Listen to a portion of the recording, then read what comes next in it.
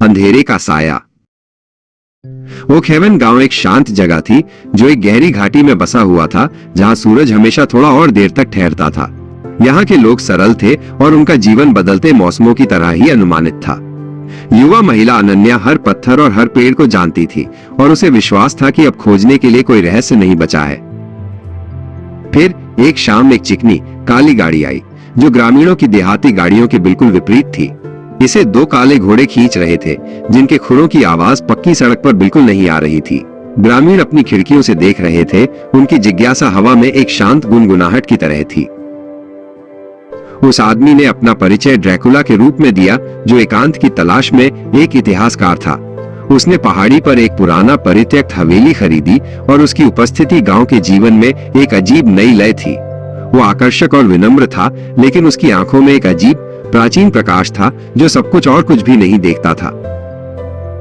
उसके आने के बाद गांव बदल गया। रातें लंबी हो गईं और एक अजीब घना कोहरा घाटी में छा गया जो एक कफन की तरह जमीन से चिपका हुआ था। मवेशी बेचैन हो गए। उनकी धीमी कराहें रात की खामोशी में गूंज रही थीं।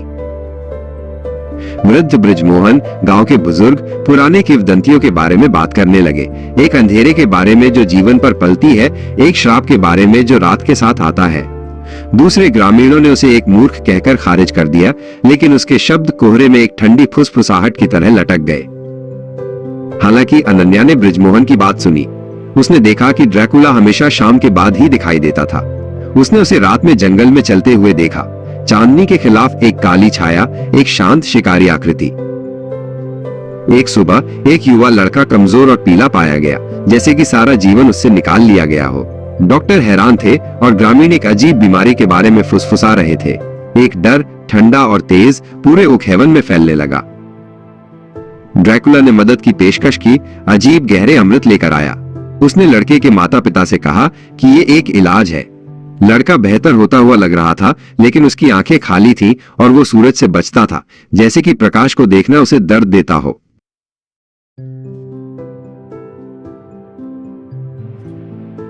और भी ग्रामीण बीमार पड़ गए।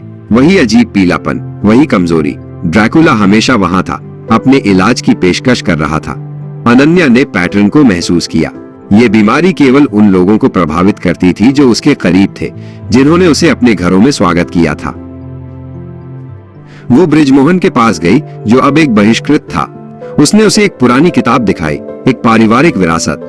इसमें रात के एक प्राणी का चित्र था, एक ऐसा प्राणी जो दूसरों के जीवन बल पर पलती है, उन्हें खोखले खोल की तरह छोड़ देती है। वो चित्र ड्रैकुला की एक सटीक समानता थी। किताब में कहा गया था कि प्राणी को केवल सूरज की रोशनी और एक विशिष्ट प्राचीन अनुष्ठान से ही हराया जा सकता है।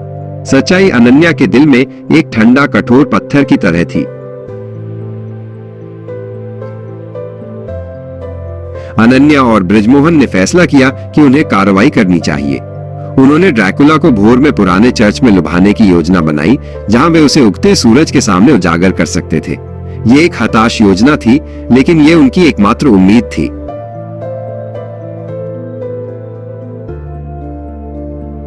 ड्रैकुला उनकी योजना को भांपते हुए अनन्या का सामना किया।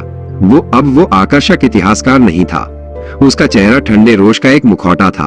उसकी आंखें एक भयावह प्रकाश के साथ चमक रही थी। तुम्हें कोई अंदाजा नहीं है कि तुम किसमें दखल दे रही हो, उसने फुसफुसाया। उसने उसे निकालने की कोशिश की, लेकिन बृजमोहन एक चांदी का क्रूस पकड़े हुए दिखाई दिया। ड्रैकुला पीछे हट गया। उसका चेहरा दर्द और घृणा का एक मुखौटा था, जिससे अनन्या को भागने का मौका मिला। भागो, बृजमोहन चिल्लाया।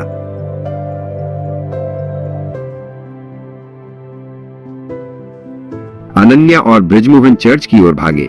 ड्रैकुला उनके पीछे आया, भोर के प्रकाश में एक राक्षसी छाया की तरह। जैसे ही वो चर्च में घुसा, सूरज की पहली किरणें उस पर पड़ी। वो चिल्लाया और उसका रूप धूल के एक बादल में घुल गया। केवल उसके बढ़िया कपड़े और हवा में एक अजीब खाली एहसास छोड़ गया। गांव सुरक्षित था, लेकिन अंधेरे की याद बनी रही।